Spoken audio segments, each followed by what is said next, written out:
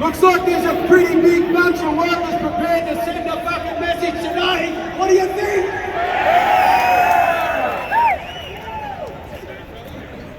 Alright. I acknowledge the traditional owners of this country in about a month's time about the relationship that we want to have with the First Nations people of this country. And have a bit of a think about that. What sort of message do you want to send to the first people of this country? I'll leave you with that. We're here today to talk about a couple of important issues. Some things that we've been negotiating with this government for years. Some things that are just not negotiable. Some things that we're not prepared to compromise on. And you can gather by the fact that we're talking away on this, that those discussions are not going too well. The first thing we're going to talk about is the way that government contracts get let. It's called government procurement. It's not too much to ask that when our taxes are funding government projects, that workers who build these projects can get treated with dignity and respect. That's not too much to ask, is it? And I do want to acknowledge in particular all of the workers that have walked off that Cross River Rail job to attend today's rally. Can everyone give us a big round?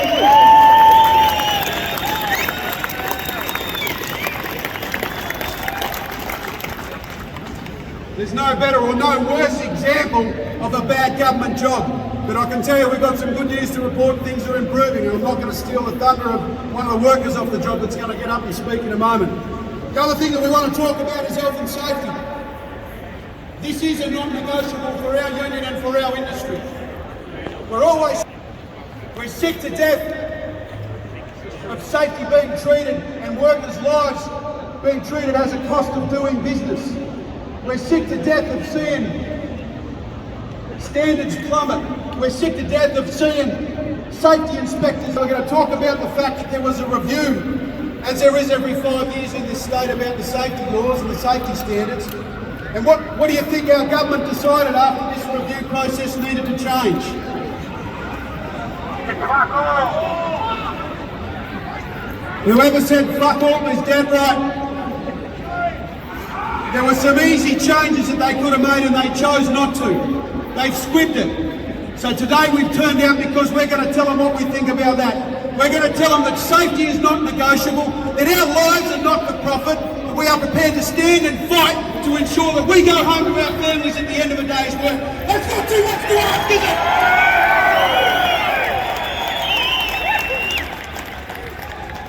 Talking about safety, I just really fell off the fucking platform here. Don't worry, we've done a risk assessment. I've signed to swim, right?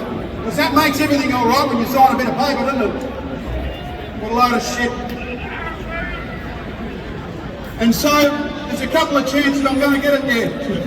100% off. Labour Party! Vote on your head! Labour Party! Vote on your head! Labour Party! Vote on your head! Labour Party! Vote on your head! And that's exactly what they'll have if they don't make the changes that are necessary. Bad laws cost lives. The only thing that protects people is people. It's by you turning out here today. It's by you making a stand, walking off the job, making sacrifice to make your voices heard. All right, so I congratulate every single one of you for turning up. The first person I'm going to invite to speak is Tom Albanese.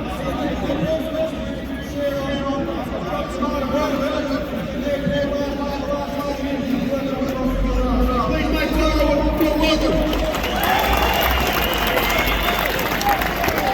Government and workplace health and safety inspectors that turn a blind eye on the working class. For 2 years I've been having the fight with that contractor on that job, and for 2 years we haven't had a voice. Well, enough was enough, and it took 3,500 construction workers to walk off the job because one of our brothers fell 12 metres. Shame on the government! We had to resort to some acts to get a voice on our job, and such as the CFMEU and other organisers jumping turnstiles to get on there to give the workers some representation, in-house organising because the government officials wouldn't stand up to the worker. They're taking the job over genuine safety concerns. I've seen everything from scaffold fall next onto a worker, I've seen knuckles fall from the slip I've seen Dish out!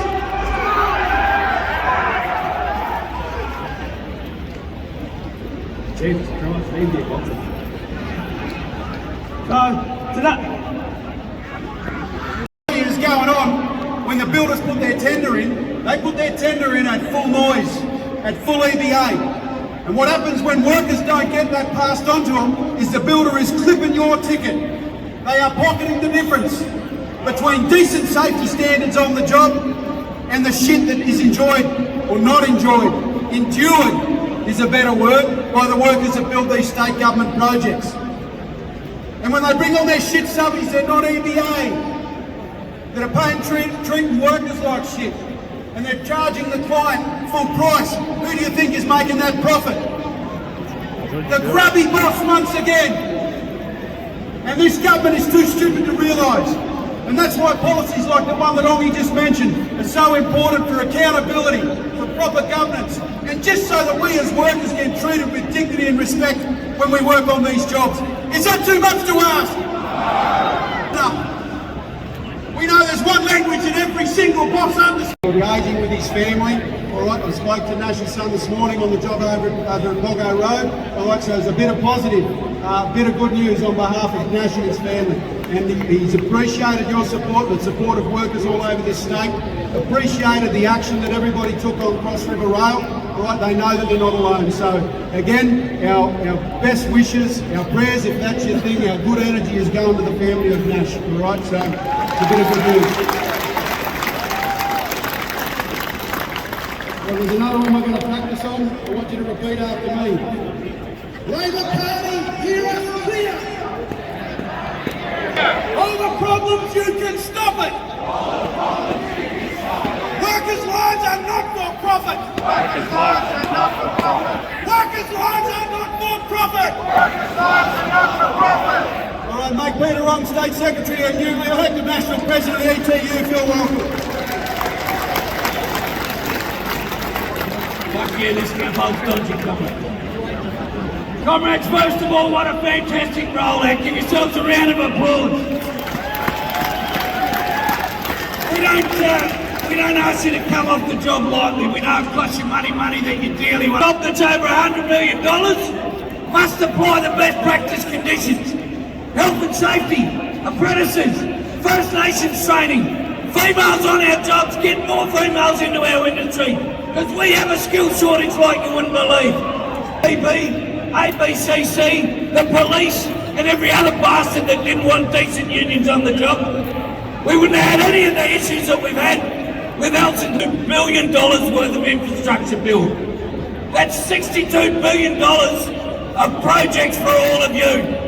For all of our members, all of the building trades group of unions members, and all of the workers that haven't even seen unions yet. They will all be in a union. But and then someone stuck their nose into it. Someone, a so-called union called the AWU. That's right, the same union that did a single union agreement on Cross River Rail. Trying to force government to not do one union agreement with all unions on it. They are totally fucking up 3.5 years of good work done by your unions. 3.5 years to deliver everything that we want on these jobs. Best practice in wages, best practice in safety, best practice in training and making sure that we don't have a skill shortage going into the future. So comrades, we are not going to tolerate that. We have told government we're not going to tolerate that. And that's why we ask you to come off the job today. This state, going forward, this is the next 10 years of work.